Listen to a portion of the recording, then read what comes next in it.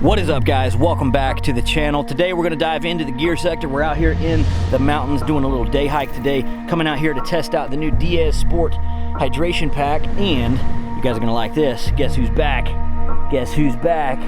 Well, he's kind of just napping right now, but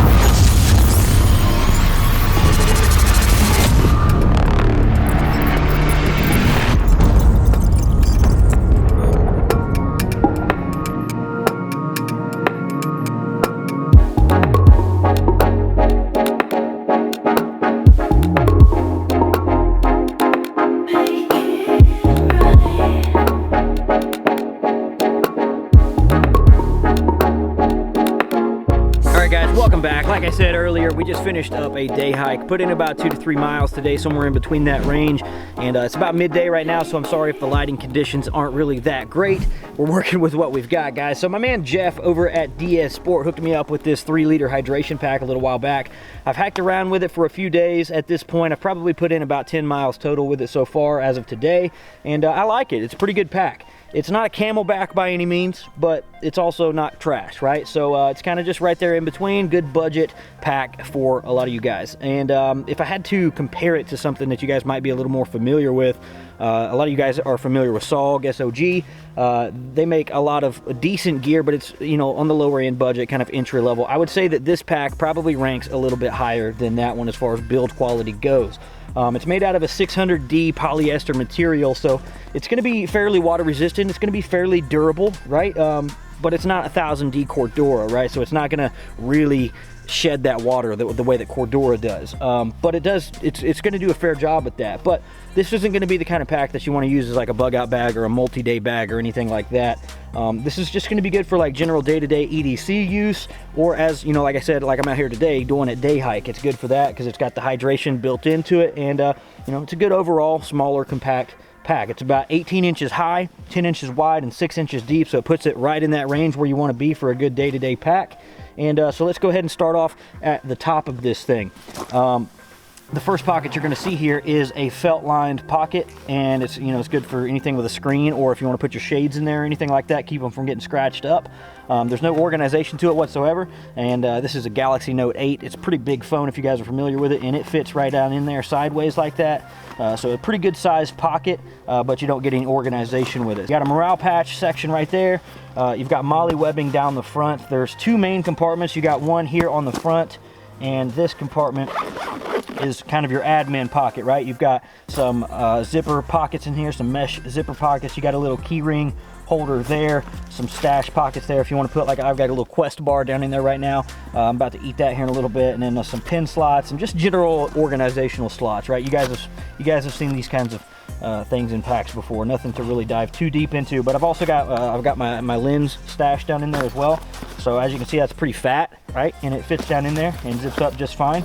So you can put a fair amount of stuff in the admin pocket, right? So you got the top pocket, you got the front pocket, and then you got the main compartment.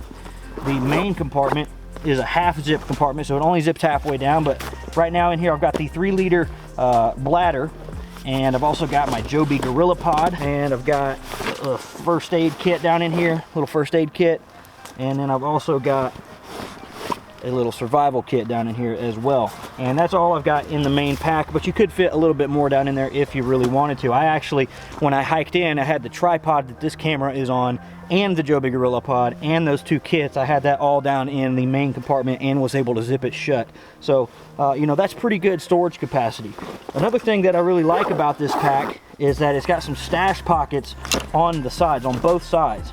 You'll see this little stash pocket right here in the back, right in front of the waist strap, right? And that's pretty good size. It'll actually fit my Galaxy Note 8 in there. It's snug. You're not going to be able to like get it out rapidly or anything like that, but if you have if you've got a phone that's smaller than that, it'll fit in there just fine. So the bladder itself is a 3-liter bladder, or 100 ounces. It's BPA free, and it's made out of a tear resistant material called PIVA. And it's got that wide mouth opening on it, so if you do want to put some ice cubes down in the bladder itself, you can definitely do that. That's a pretty standard feature with most hydration bladders these days. Nothing super unique about it. It does feel like it's pretty good quality. I'm not super worried about it, but you know, it's not a Camelback. I have said that already. and I think it's justified in the price that you're going to pay for this thing. But I do feel pretty comfortable with it. I don't feel like it's going to bust open on me, but you know, you never know with any water bladder really. If you take a nasty fall and you know, you slam down on your pack hard, or you drop your pack down a cliff, you never really know if it's going to hold up. I have taken some nasty falls and slammed my pack down pretty hard with a Camelback, and I've never had any issues out of them. And this doesn't quite feel as thick as a Camelback bladder does normally, but you know, I still feel like it's a pretty good solid water bladder, so you shouldn't have much to worry about. The hydration tube itself comes with a little on and off valve right here to hopefully prevent any leakages out of the mouthpiece, and then of course you've got the mouthpiece itself. Pretty standard features when it comes to the hydration bladders that you see today. Another thing that I like to do when it comes to drinking out of these things is I'll actually put my back against a tree and put pressure on the pack. That way it pressurizes the water and it makes it a little bit easier to drink. So that's just a cool little tip for you. Moving on to the back side of the pack, another thing that I really like about this thing is that you've got two different ways that you can put your hydration bladder inside of it. You can either go with it in the front in the main compartment like I did behind that little elastic strap, or you can put it behind the actual back pad here, and that'll actually keep it separated from the main compartment. So if you're concerned about any kind of leaking or anything like that, it's probably best to put it back here. The hydro tube will actually snake out of the top of either shoulder strap. There's a port on both sides, and you can snake it down the shoulder strap, and it will clip on to one of these little clips right here to keep it from swinging around as you're hiking. I really like that feature too, and you got one of those on both sides. The straps themselves have a lot of MOLLE webbing all the way down them. You've got a sternum strap, and that can actually be adjusted. You can move that up or down the straps based upon how high, you know, your height and torso length and all that. And you've also got a waist strap down at the bottom here. And I'm not really a big fan of waist straps when it comes to packs of this size. I think they just get in the way. So I usually take them off or stow them away. You can't stow them away on this pack. There's nowhere to put them, so you would have to just remove the straps. So you can do that. That's all fine. Hardware with these things is good. It's just general plastic hardware, but you know, nice solid snap up, you know, on the buckles, and you know, so I think that's pretty good. Overall, the back panel doesn't have a lot of mesh on it. I mean, there is some back here. It's just not super thick, so it is going to compress very easily, and you know, just kind of lay flat against your back. So it's not going to be super breathable, but you know, to get you through a day, it's really not going to be a big deal.